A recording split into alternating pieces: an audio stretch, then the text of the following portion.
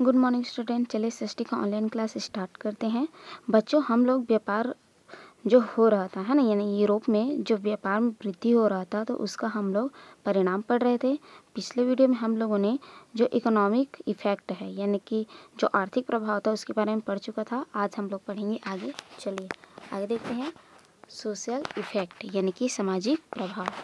Due to the increase trades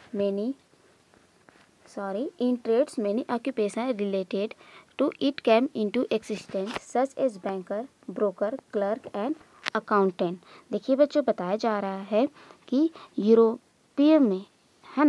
में व्यापार से संबंधित अनेक व्यवसायों की वृद्धि के फलस्वरूप समाज में बैंकर, ब्रोकर यानी कि दलाल, क्लर्क लिपिक है ना, और अकाउंटेंट यानी कि हिसाब लिखने वाले जैसे व्यवसायिकों का एक वर्ग अस्तित्व में आया।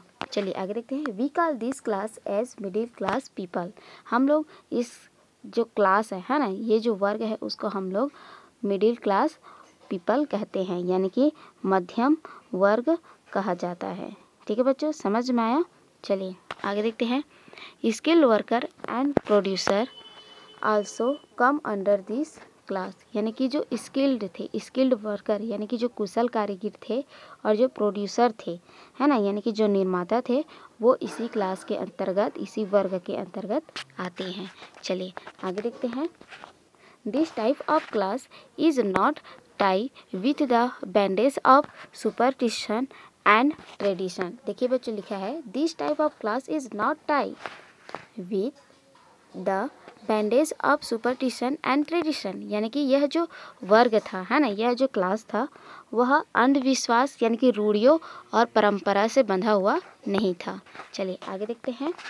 This people are eager to know new things, यानी कि लोग नई जो बातें हैं उनको जानने के लिए उत्सुक थे। ठीक है बच्चों, ईगर मीन्स होता है उत्सुक। तो यहाँ पर बताया गया है कि इस वर्ग के जो लोग थे है ना, वह नवीन बातों को जानने के लिए उत्सुक थे।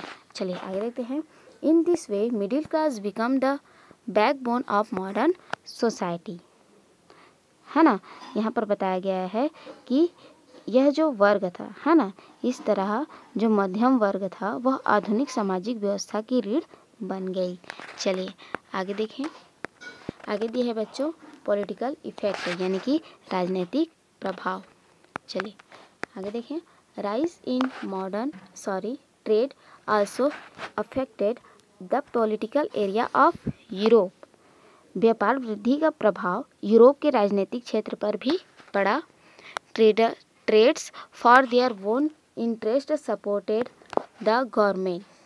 देखिए बच्चों, जो व्यापारी थे है ना, जो व्यापारी वर्ग था उसने अपने ही हित के लिए है ना राज सत्ता का समर्थन किया। चलिए आगे देखें। Ruler also relied the traders by ranking them according to the prosperity of the nation with his business class got important and respect in the country with the rise of trade in Europe. देखिए बच्चों, यहाँ पर बताया जा रहा है कि जो शासक थे है ना, उन्होंने भी व्यापारियों को हर संभव सहायता प्रदान की। इससे देश में व्यापारी वर्ग को महत्व और प्रतिष्ठा प्राप्त होने लगी। ठीक है, और जो शासक थे है ना, उनको देश की संपन्नता का आधार माना जाता था। ठीक है बच्चों, समझ में आया। यानी कि व्यापारियों को देश की संपन्नता का आधार मानकर शासकों ने भी व्यापारियों को हर संभव सहायता प्रदान की और इससे देश में व्यापारी वर्ग को महत्व और प्रतिष्ठा प्राप्त होने लगी। चलिए आगे देखें।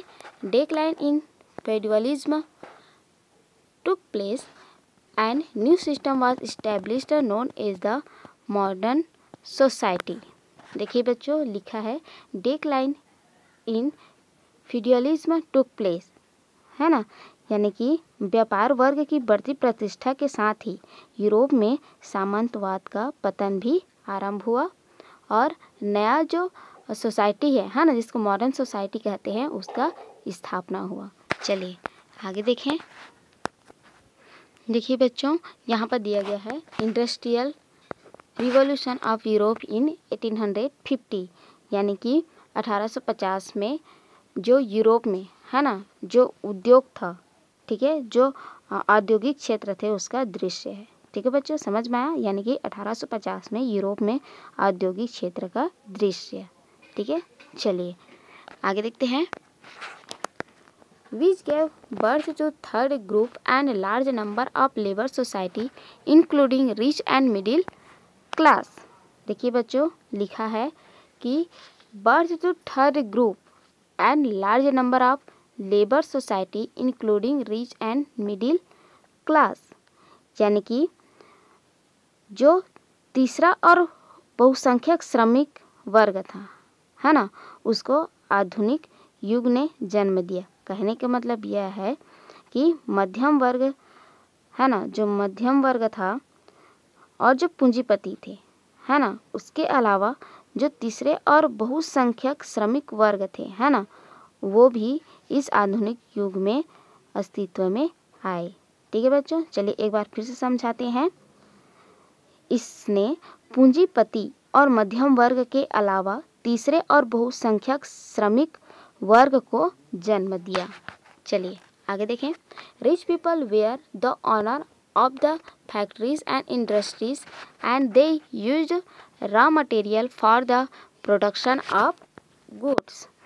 देखिए बच्चों, लिखा है कि जो पूंजीपति थे, है ना, यानी कि पूंजीपति उत्पादन हेतु आवश्यक कच्चे माल के तथा कारखानों से होने वाली जो वस्तु थे, है ना, उनके मालिक थे। ठीक है बच्चों, समझ में आया? जो रिच पीपल थे यानी कि जो पूंजीपति थे, उत्पादन हेतु आवश्यक कच्चे माल के तथा कारखानों में मशीनों से तैयार होने वाली जो वस्तुएं थी उनकी मालिक थे। चलिए आगे देखते हैं।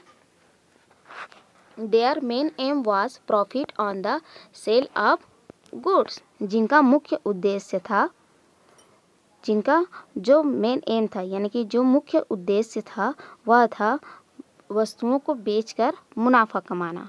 ठीक है, चलिए आगे देखते हैं।